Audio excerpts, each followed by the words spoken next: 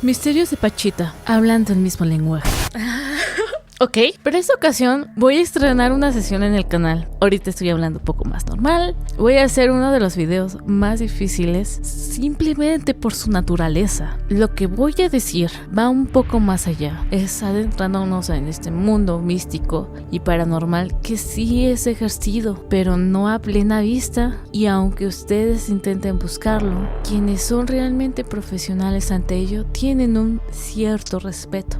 Entonces voy a intentar manejarlo esto con la mayor delicadeza y respeto que puedo yo tener como un ser humano que se ha topado con muchas personas fascinantes del mundo de lo paranormal que inclusive son profesionales en su hábito. Así que aquí vamos. Para esta ocasión voy a estrenar una nueva sección en el canal. Hablaremos de las figuras más enigmáticas, casos con el mayor respeto posible y dando una perspectiva entre el mundo cotidiano y el mundo místico, esotérico, paranormal, espiritual. Dos voces de la misma historia, de ese lado de lo paranormal que sí ha sido aplicado a muchos profesionales de este ambiente, porque inclusive en este mundo de lo paranormal, místico, espiritual e esotérico hay farsantes, editores y personas que exponen conocimiento a masas como si fuera una receta de cocina, sin el debido respeto y sin la responsabilidad de que, al ser aplicado sin conocer o sin tomar en cuenta todos los pasos, pueden llevar a prácticas a medio cocer a la gente de manera incorrecta y sin respeto por la misma.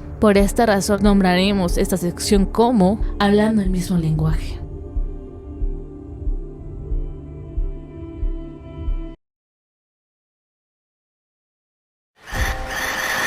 They are here. You can see.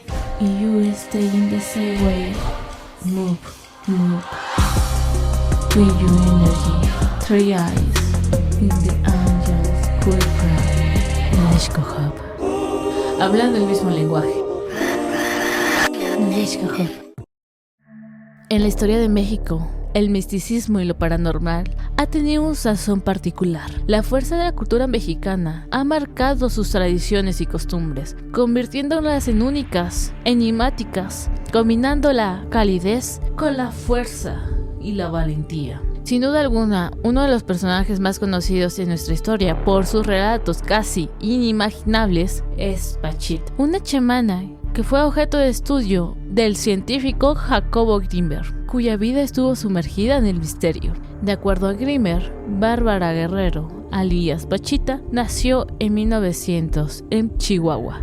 Posteriormente, Pachita se unió a las filas del revolucionario Francisco Villa, donde luchó. Sumada por la promesa de una gran vida, Pachita se desempeñó como vendedora de billetes de lotería, cantante en transportes públicos, hasta que sus prácticas le hicieron conocida, lo que la convertiría en la chamana más poderosa de la historia de México, o al menos a eso dicen en varios relatos y artículos. Ella solamente contando con un cuchillo del Gran Hermano e insumos básicos, pero nunca faltó la enigmática presencia tan fuerte en ese lugar. Por medio de la manipulación de su cuerpo de Pachita, podría hacer lo imposible, materializar y desmaterializar objetos, órganos, tejidos, sangre, cortando y curando sin heridas ni cicatrices. Operaciones complejas que se realizaban en el lugar sin importar el órgano ni situación, desde el hígado hasta lo más complejo que podemos ahorita conocer, el cerebro. Conocida por muchos como una curandera, una chamana, llamada como bruja o simplemente una persona que sobrepasaba la línea de nuestra realidad. Las historias alrededor de sus prácticas fueron tan emblemáticas e inclusive llamaron la atención de varios científicos y personas famosas de ese tiempo, dejando tras las investigaciones, fotografías, historias, relatos e inclusive libros narrando los grandes milagros de Pachita, que avalan como testimonios para seguir con su legado. En el mundo de lo sobrenatural, mágico, místico, esotérico, espiritual, el chamanismo es un conjunto de creencias, técnicas, prácticas muy ligadas con la naturaleza que van de generación en generación entre familias. Los infantes nacidos en estas familias desde una corta edad, al igual que los brujos de clan, son criados con una perspectiva de la realidad diferente a la cotidiana, una integración de su día a día con espíritus, lo que hace en la mente del ser humano algo normal y natural. Las ofrendas de altares son cotidianos en sus casas y la manipulación energética es un concepto que siempre se habla. Es un mayor don. Su poder, en especial los chamanes, tienen un vínculo muy cercano con cierta comunicación con seres fallecidos, espíritus y sus propias deidades. Nota, la palabra deidad se le puede dar a cualquier dios iluminado o ser venerado de cualquier religión o creencia que el ser humano crea y tenga fe de ello. En la historia de Pachita en específico se habla mucho que ella tenía una inclinación con la esencia e invocación de un Tlatoani. El Tlatoani Cuauhtémoc, el gran hermano o hermanito, como ella lo decía. Con una ligera contradicción porque ella narraba que lo combinaba con sus rezos católicos. La entidad que supuestamente atiende a estos pacientes a través del cuerpo de Pachita es Cuauhtémoc. Correcto. El mismo emperador mexica del que estamos pensando todos, y me estás diciendo que los rezos y la alusión constantemente era la tradición cristiana, sí. Católica. Sí. Bastante contradictorio, pero sí, ok, de acuerdo.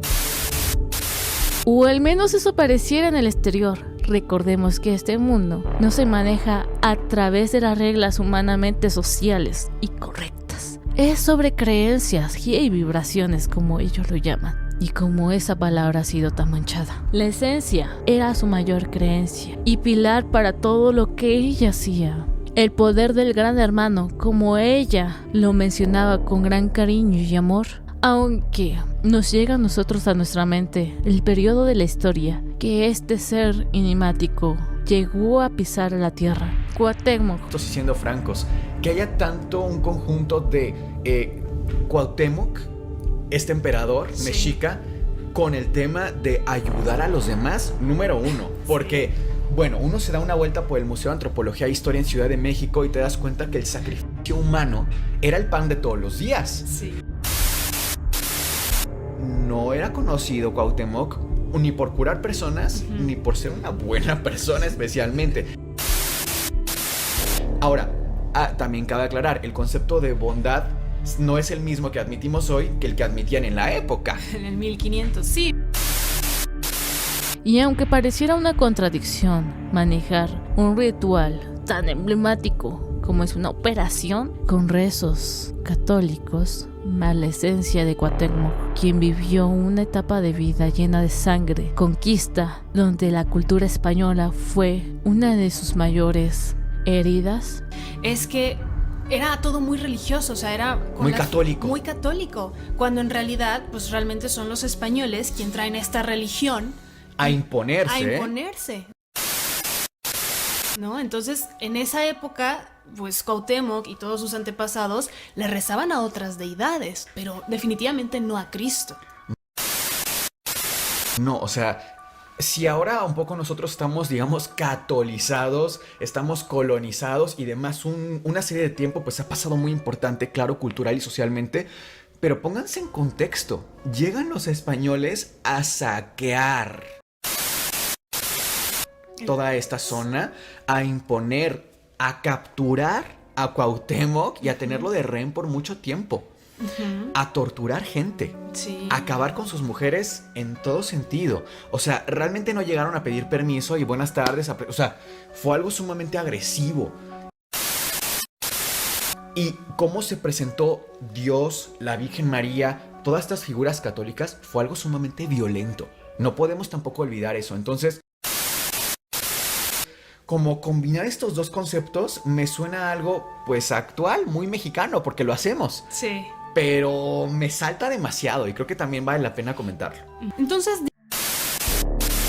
sería normal pensar que un pequeño resentimiento podría llegar a sentir si a Cuauhtémoc esta identidad la regresamos y la hacemos consciente de la realidad. Pero recordemos que este mundo tan místico se mueve de diferente forma. Tras el mestizaje, la religión católica inevitablemente se combinó con varias creencias indígenas, tal vez por imposición o mismo confort. No quedaba de otra. Y aunque las raíces ya no están tan puras, el territorio que ahorita vemos como México sigue teniendo raíces en su corazón y en su esencia, lo que un día fue el pueblo de Cuauhtémoc, tomando como una representación energética. Lo que simboliza sería diferente de lo mortal, debido a que hablamos de una conexión más allá del entendimiento del colectivo. Así que hablando del ambiente chamánico, ella combinaba esas creencias y las podía hacer compatibles con su mismo ser, mente y alma, viviendo en armonía en su mismo pensamiento y fe. Ella nunca tenía dudas, y es que eso es la mayor de las reglas en este mundo con esos profesionales que manejan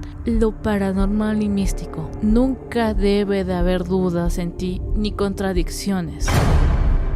La esencia de Cuauhtémoc, el gran hermano, como en varios relatos, podía manejar estos rituales sin ningún problema, porque él en su pensamiento puede ser que él seguiría cuidando a su mismo pueblo, sin importar el rezo que potencialice el ritual, mientras que la intención no se mueva. La fuerza de la fe seguía. Además, combinar esto era muy astuto. La elección de los rezos católicos en el ámbito profesional esotérico es bastante inteligente por parte de Pachita, ya que algo conocido con los usuarios dejaba crear un ambiente tranquilo para ellos, aferrándose a su creencia de algo ya preestablecido, permitiendo concentrarse y poder trabajar con armonía tras la posesión de la entidad a través de su cuerpo. Y sí, hablo de un ritual. Se sienta en un banquito de madera Pachita y hasta estaba bostezando, así como durmiéndose, porque dice Alejandro que el poema era bastante largo. De repente, Pachita se endereza su espalda, así cambia de posición muy rápido. Sí, muy rápidamente.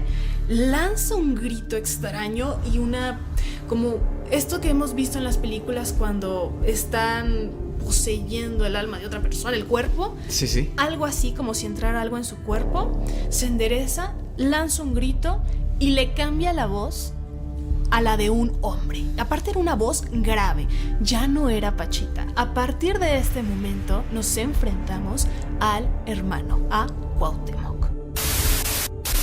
Sin esta explicación, el combinar creencias pudiera parecer contradecir su historia, pero en un lado profesional esotérico, místico y chamánico parece ser una elección sumamente astuta de una persona que lleva años de experiencia, tanto tratando gente en estos ámbitos como haciendo este tipo de movimientos y procesos. Que también él comenta que no es que todo le saliera perfecto, que sí necesitaba que el ambiente y que todos los presentes de cierta forma le dieran esta ayuda energética, que todos estuvieran concentrados. Y creo que también lo podemos notar en el libro de Jacobo, que él dice: concéntrate, mira al frente, ve lo que estoy haciendo, dame tu energía. Es decir, todos concentrados, dándole este apoyo, digamos, energético, sí, tanto a él como al paciente. También menciona que en una ocasión sí tenían complicaciones a nivel de la cirugía, así que era como: el paciente se está enfriando demasiado, pásenme algo para calentarlo. Y empiezan, a soplar, calientan mantas, se las colocan al paciente para evitar esta hipotermia, digamos, extrema. Entonces, sí había estas complicaciones, una cosa increíble. Sin embargo, en el caso de Pachita va más allá del ritual esotérico, chamánico y mágico, ya que rompía inclusive nuestra realidad. Sí, hablamos de una materialización y desmaterialización de los órganos e instrumentos y entre más cosas. Que habla de cirugías que se hacían en personas a carne viva, no sin es cualquier cosa, sin anestesia. O sea, sí es un poco cruenta esta lectura. Esta persona tenía la capacidad de curar solo con sus manos, sin ninguna educación previa de por medio. Pero no solo eso, tenía la capacidad de crear órganos de la nada prácticamente y trasplantarlos. Uno de los casos más famosos fue el de un trasplante de corteza cerebral que le hace a una niña que previamente había sido operada por unos médicos, pero es sobreanestesiada y esto la deja con parálisis cerebral. Médicos alópatas, cabe mencionar también. Sí, claro. Y pues los papás la llevan con Pachita para buscar una solución y ella les propone operarla, hacerle trasplante de corteza. Todo esto está documentado nada más y nada menos que por Jacobo Greenberg en su libro Los chamanes de México, Pachita. Pachita y la teoría todo es uno. Aunque fueron varios investigadores y curiosos que visitaron a Pachita, sin duda alguna Jacobo Greenberg fue el que buscó la respuesta ante lo que él veía. Sobre las habilidades de los chamanes, Jacobo Greenberg pensaba que la realidad se crea como resultado del proceso cerebral. Esta contiene la realidad, pero como conciencia y no como material, debido a que Pachita estaba en el lugar de la conciencia plena. Podía actuar desde las leyes de ese nivel, en el que la persona rompe la ilusión de lo individual y se da cuenta de la realidad. Todo es conciencia. Según la hipótesis de Greenberg, estos seres humanos altamente facultados tendrían acceso a la latiz. Quizás sí tenía un don, porque yo no descarto que esta clase de cosas sí existen, personas que tienen una capacidad más allá de lo estándar, digamos. Y la explicación que da Jacobo Greenberg es el tema de la latiz, ¿no? Que mencionábamos en la lectura. Insistimos a que vayan porque está muy buena, de verdad, no se la pierdan. Que está conectado como una red neuronal universal, ¿no? Algo muy tipo la Matrix. Ajá. Y que Pachita tenía un nivel de conciencia tan profundo que podía casi hacer uso de esta latiz y conectarla a voluntad. Ahora, yo me pregunto, ¿será la única? Una estructura fundamental que plantea que el espacio es una red o matriz energética hipercompleja de absoluta conciencia y total simetría. Y al tener acceso directo a este campo de información a través del complejo trabajo neurológico, los chamanes serían capaces de modificar la realidad sensible. Habrá otras como ella, asumiendo que sí sea real todo lo que pasó. Me recuerda incluso, y perdón por la ofensa que estoy a punto de cometer, pero me recuerda a relatos nada más y nada menos como el de Jesucristo, que transformaba el agua en vino. ¿Quién es Pachita? Pachita es una curandera mexicana que con un cuchillo abría vientres y abría cráneos y abría de todo. Y sacaba de todo, absolutamente. Y luego un doctor, el doctor Castellanos, a quien él conoce también, lo que hacía era limpiar con algodones después de los minutos que duraba la operación, limpiaba y no quedaba absolutamente nada más que lo que había sacado dentro. Yo fui con Pachita. ¿Fuiste con Pachita? Curó a mi abuela de leucemia. Perdón, yo no estuve con ella en varias de sus operaciones. Cuando yo fui a ver a Pachita, la curandera, ¿no es cierto? Y me acerqué a ella llena de miedo, ella me hizo una mano así, me iba a dar algo, yo no sabía qué era, y todos sus discípulos me dijeron, acepta el don.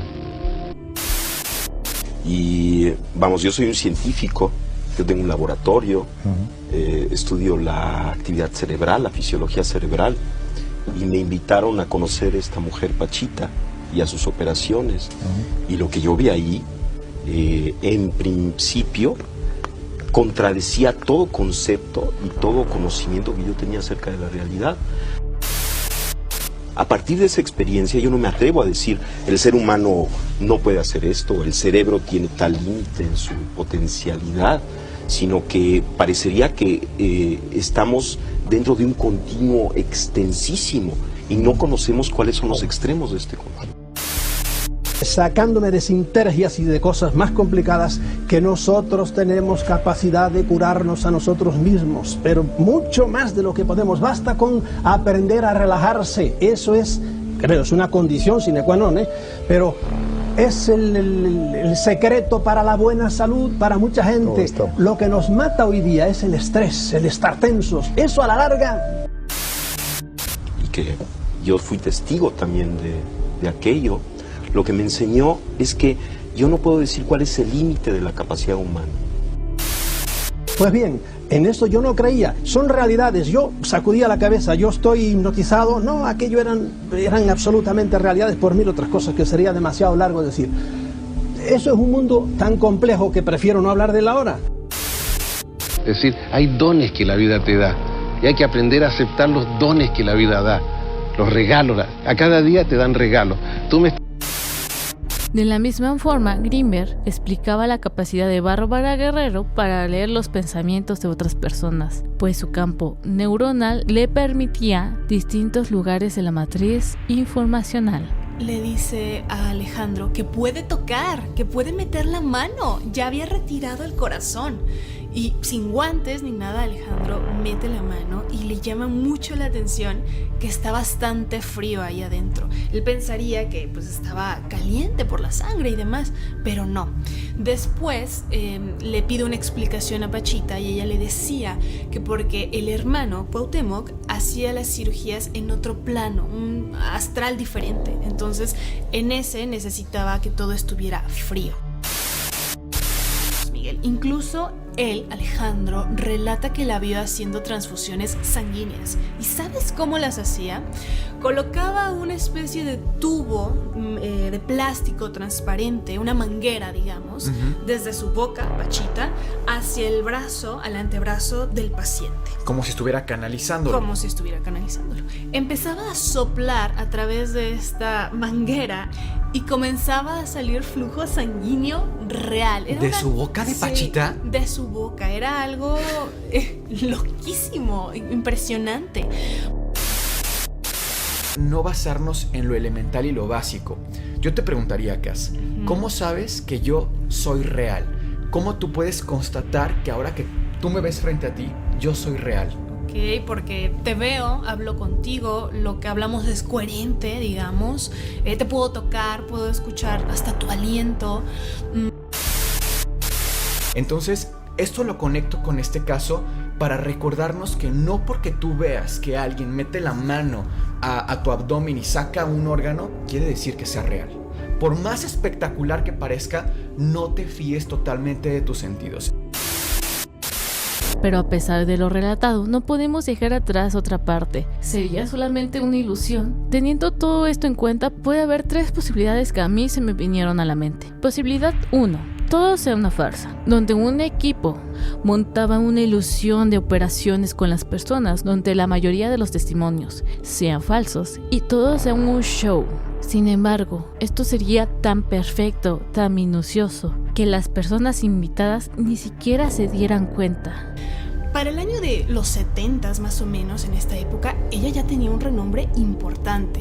Y aquí otro punto a destacar.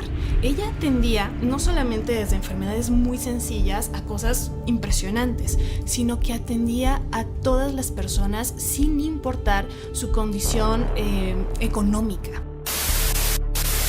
Entonces, de lunes a jueves se dedicaba a atender a las personas de la periferia de Ciudad de México, zonas normalmente precarizadas. Claro. Y los viernes era el día que atendía como tal en la colonia Roma. Ahí sí llegaban personalidades de todos los estratos. Todo va acompañado tan perfecto, en una armonía perfecta, es decir, existe el flujo sanguíneo, el corte es real, lo que estoy viendo es real, se acompaña todo de alucinaciones, digamos, visuales, pero también auditivas, pero también se acompaña del olor, este olor pútrido, ¿de dónde sale cuando hace el corte? ¿Por qué suena? Era demasiado perfecto para ser falso. Exacto. Que quizás no crean en el caso o lo quieran refutar, dirían, bueno, lo hacía por dinero. Ella ni siquiera aceptaba un pago como tal, no había un costo. La segunda reflexión que se me viene a la mente es: todo es medianamente real. En rituales esotéricos, chamánicos y místicos es normal la introducción de plantas alucinógenas para alguna intención y potencialización del hechizo y ritual. Como dijimos, las operaciones energéticas son prácticas que se hacen donde hay que tener un sumo cuidado por la falsedad y mentiras que hay en su alrededor, además de lo delicado que es.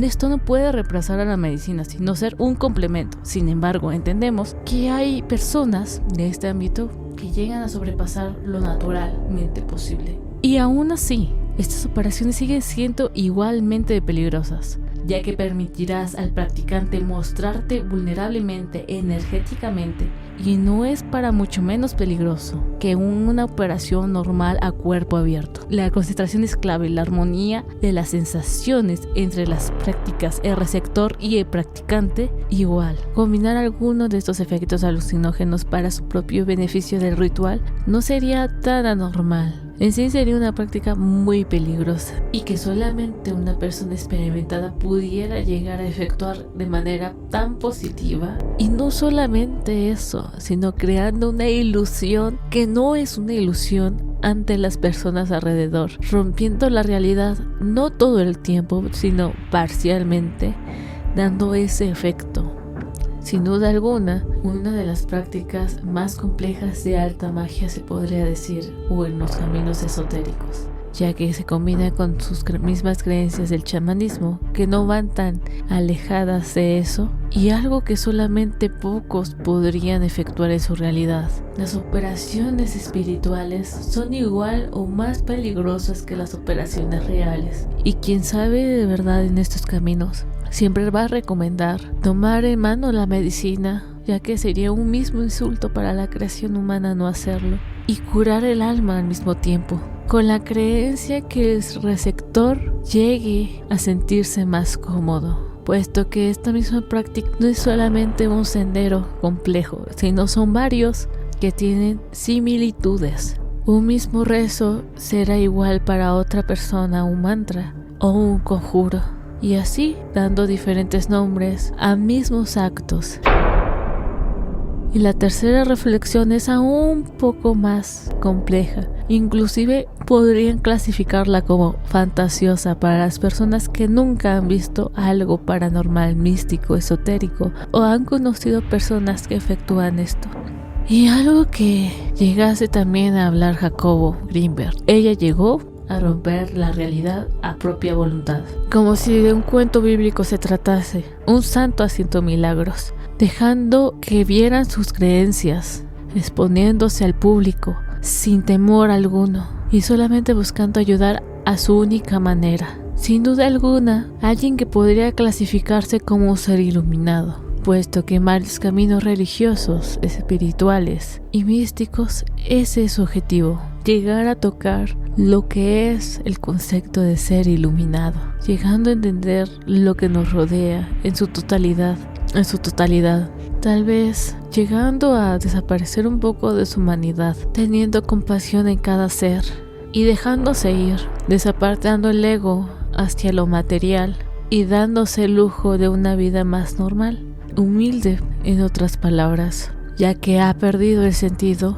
de muchas cosas, es disminuido, cumpliendo Pachita tal vez uno de muchos caminos espirituales y religiosos que buscan la respuesta de su mismo ser, y así dando efecto a esa ayuda. Esto mismo Jacobo Greenberg creía, llegando a afirmar que Pachita era uno de estos seres que tenía la conciencia de su alrededor, y así, hablando el mismo lenguaje, llegando a transformar un microcosmos en un macrocosmos y formulando o materializando un órgano, tejidos, cerrando heridas y entre más cosas. Sin duda alguna, uno de los casos más emblemáticos, llenos de conceptos espirituales que tenemos que hablar para nutrir y no solamente quedarnos con algunas palabras. Podía curar prácticamente cualquier enfermedad, incluso personas que ya habían sido atendidas por médicos, ella las curaba.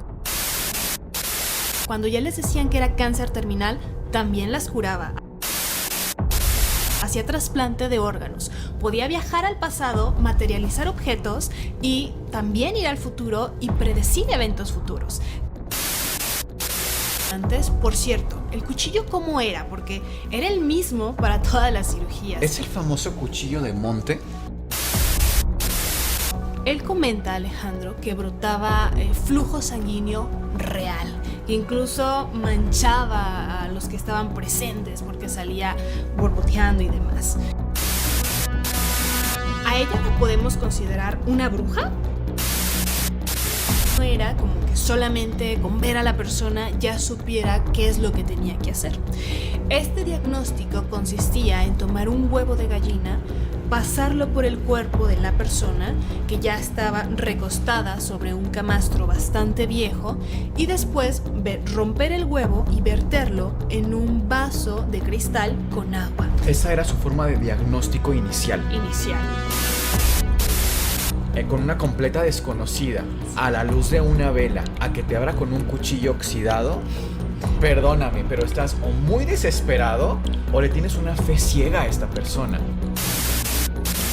Podría llegarse a ser que todo era mentira, una ilusión, una perfecta ilusión, que no solamente a uno engañó, sino a muchos, inclusive a personas que llegaron a formular libros e investigaciones acerca de ello. Un punto a que sí a mi consideración es la cantidad de testigos.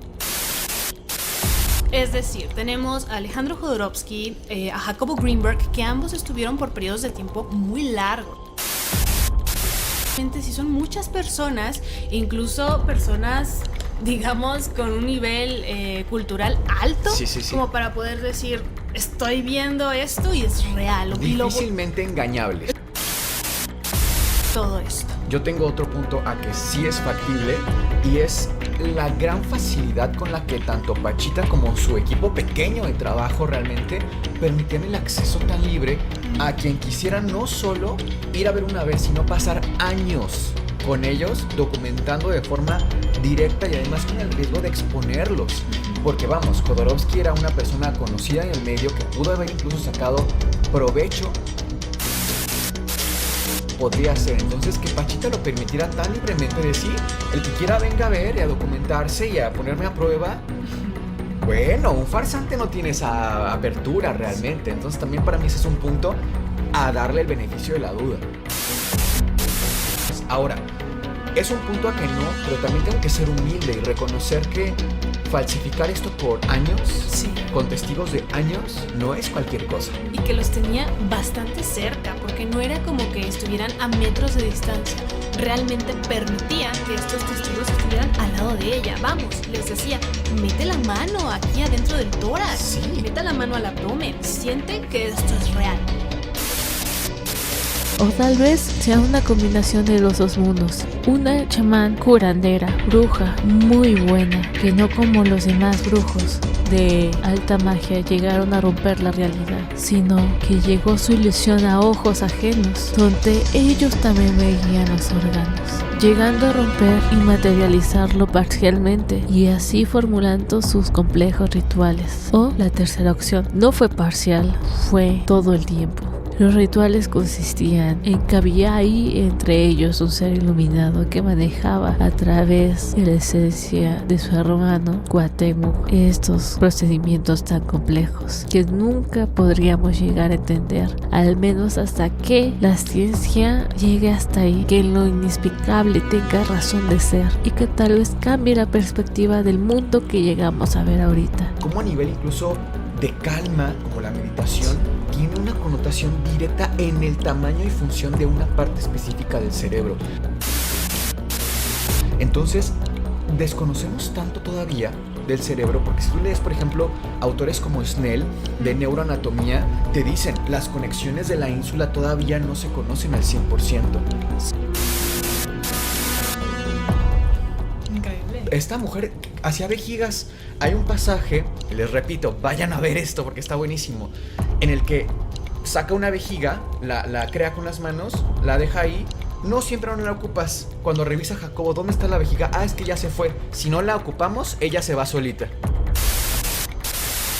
¿De qué se trata? O sea, a mí si esto un día llegan y me dicen, esto es real, está comprobado y funciona así, Y te toca verlo y presenciarlo. perdóname, pero ¿qué hemos estado haciendo todo este tiempo? Y en algún momento nos sentamos tan ciegos que lo que ahorita llamamos ser iluminados solamente es porque llegaron a conocer algo que en su futuro será explicado. Qué perdidos. Qué perdidos estábamos totalmente. Nadeshko Hub. Nadeshko Hub.